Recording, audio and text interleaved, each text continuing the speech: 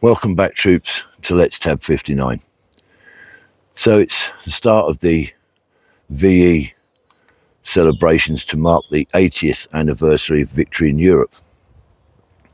And I'm going to do a couple of videos hopefully over this period, but I wanted to start the videos for the VE Day commemorations 80 years ago down here. And I want to chat to you. I don't want to bring a downer on the commemorations because it's a fantastic time to celebrate. But I wanted to make a video and just talk about some of the bittersweet side of VE Day. As you can see just behind me over my shoulder there, it's the only war grave in our village cemetery. Private Henry Freeman from the 4th Battalion, the Lincolnshire Regiment, who died just days before VE Day. Now, Henry didn't die of wounds from combat. He died in Salisbury Hospital in Wiltshire from meningitis. And I did mention him in a video over a year ago now, well over a year ago when I was down here on Remembrance Time.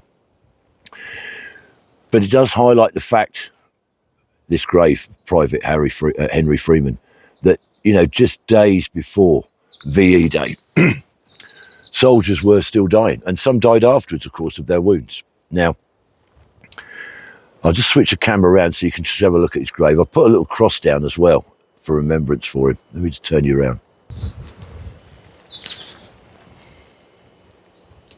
It's a beautiful setting here in this cemetery. And just there on the right at the bottom, you can see I've put a small cross with a poppy. And someone else has put a cross down there earlier, I think, another time, maybe around remembrance. And they've put some lovely artificial flowers. There's some poppies, which is fantastic. So he's very well remembered still, obviously, by somebody.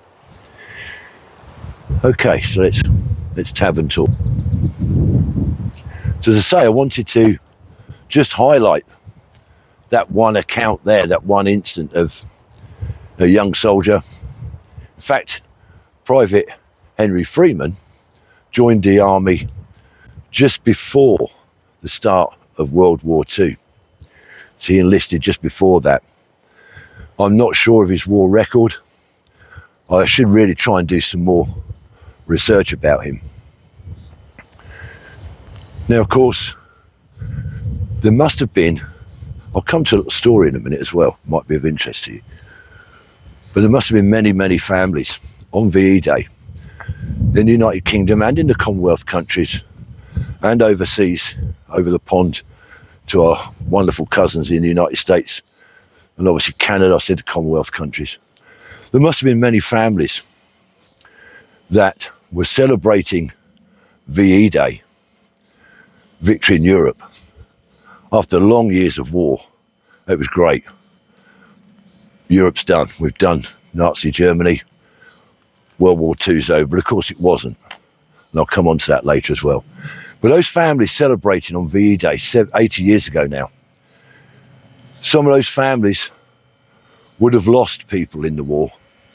And some of them would have lost, like Henry's family there, would have lost a loved one just before VE Day.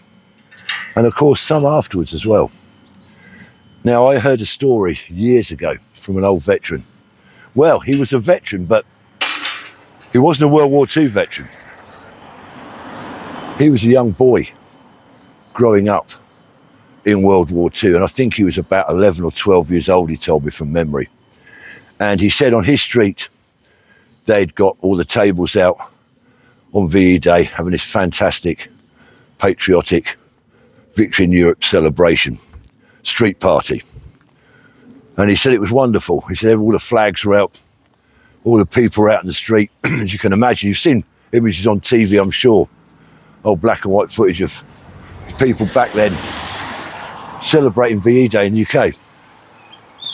And he said his father, this lad's father, couldn't serve in the war for some reason, but he was a firefighter in London during the Blitz.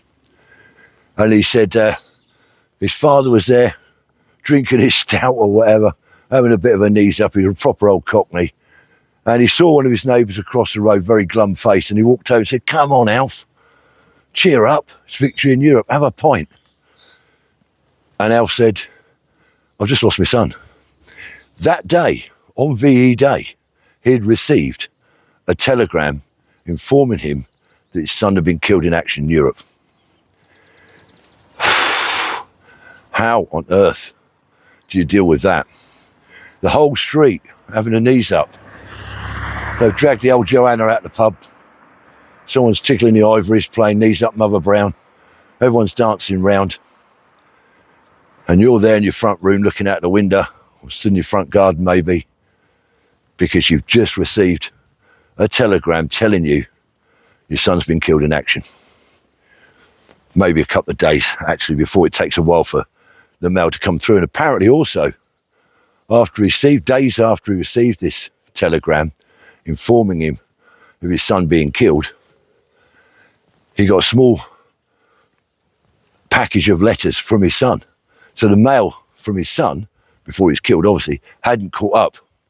So the telegram had come on VE Day, and a few days later or so, he had a little bundle of letters tied up with a bit of string of backlog of mail from his son. And I wonder what was in those letters. You know, I wonder what he'd written to his family. He must have known at that time that the end of the war, you know, the lads out in Europe after D-Day when they pushed right into Germany and the Brits were up in the north pushing towards Hamburg way, wasn't it? They must have known that the war was coming to an end and that victory was just days away. You know, the Soviets pushing the other way into Berlin, etc. Days away. Their thoughts must have been, we've done it, you know. And of course they were still getting killed. Unbelievable. So I often think, you know, so I don't want to put it down on VE celebrations. It sounds like I have, but I just like to think I'm going to spare a thought for the families of people that fell and how those families must have felt on VE Day. It must have been a difficult one for them. Let's take a shortcut through here, because this is quite pretty through our church here. Now, the other thing you have to remember, the second thing that we have to remember is, although we had victory in Europe 80 years ago on the 5th of May, 1945, that the lads, and some women as well, were still at it, out in Burma, still fighting, because Japan hadn't fallen, the Japanese hadn't surrendered. So they were out there in Burma. Some of them were prisoners of war. Now again, if you're back here in UK and you've got a loved one that's still out in Burma, maybe you know they're a prisoner of war, maybe you don't. But you know they're out there fighting. And there's everyone in your street having a good old knees up, and you're thinking, hang on, it ain't over yet. We're still fighting out in Burma. My husband's out, my brother, my son, whatever. They're still out in Burma fighting, because it wasn't until our United States allies dropped a couple of buckets of sunshine on Japan that they come to the surrender table. War would have gone on. So that was August, VJ Day, which hopefully will have similar sort of celebrations in the UK as we're going to have now for VE Day. So I'm really hoping that we're going to have something for VJ Day. I'm certainly going to do something, because like I say, the war wasn't over. That was just victory in Europe over, which is great. So I think we should spare a thought for those people that are still fighting. The war wasn't over. Now, just walked into our churchyard, to the area where our World War I, World War II memorial is. And it's just recently, just in the last few days, been refurbed. And they've put this new paving down. We had the bench put over there for the anniversary of D-Day landings last year. But then this year they've put some new, I'm going to spin you around. Let me spin the camera around so you can show, because I think they've done a good job here. So that's the bench I was talking about. That was put in to commemorate the 80th anniversary of D-Day last year. Frisney 2024, you can see on the right hand side there. But then, like I say, just recently, all this, they put some new edging down, some new gravel. This was just really run down a sort of muddy area. It's a lot better than it was. I don't know how that was organised or who paid for it, parish council, whatever, I don't know, or the church maybe, or donations. But what a fantastic job they've done.